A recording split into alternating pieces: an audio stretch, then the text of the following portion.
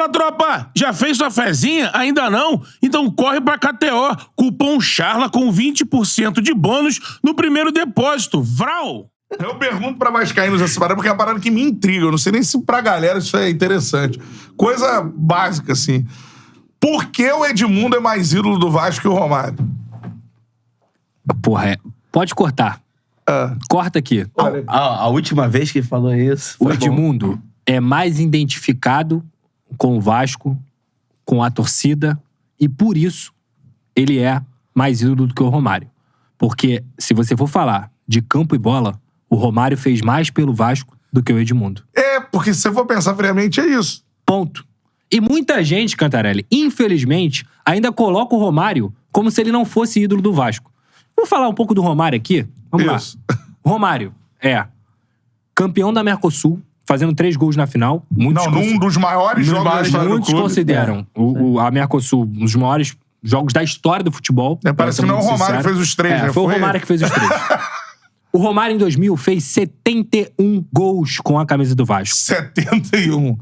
Tem noção? Se eu não me engano, foi a temporada mais artilheira da história do Romário. Cantarelli quase desmaia quando o Cano faz 50 e fez 71. Não fez ainda. O Cano fez 44. 44. O Romário 71. foi campeão brasileiro com a camisa do Vasco, em 2000. Sim, tá? sim. Ele é revelado pelo Vasco. Ele é o maior artilheiro do século do Vasco, no século XXI. E além disso foi tudo... artilheiro aos 40 anos. Com o Tevez jogando no Brasil, ele foi artilheiro. Porque aí eu vou lá nesse ponto, que é o seguinte. O Romário evitou algumas quedas do Vasco antes de 2008. Por quê? Porque com toda a velhice dele, ele era o Romário.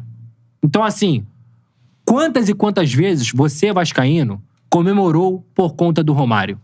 Muito mais vezes do que o Romário, por exemplo, e já fez isso, desrespeitou o Vasco. Entendeu? Cara, então assim, o torcedor vascaíno que não encara o Romário como ídolo, na minha visão... Fez o milésimo ainda com a camisa do Vasco. Fez o milésimo, tem estátua lá. Desconhece a história do Vasco. Porque a história do Vasco passa pelo Romário. O Romário é o melhor jogador que já vestiu a camisa do Vasco. Não o maior ídolo, que é o Roberto Dinamite. Deus o tenha, não tem nem comparação. Mas o melhor jogador, o jogador mais conhecido e que inclusive levou o nome do Vasco pro futebol mundial, se chama Romário. Então, pra mim, o Romário é mais ídolo do Vasco do que o Edmundo.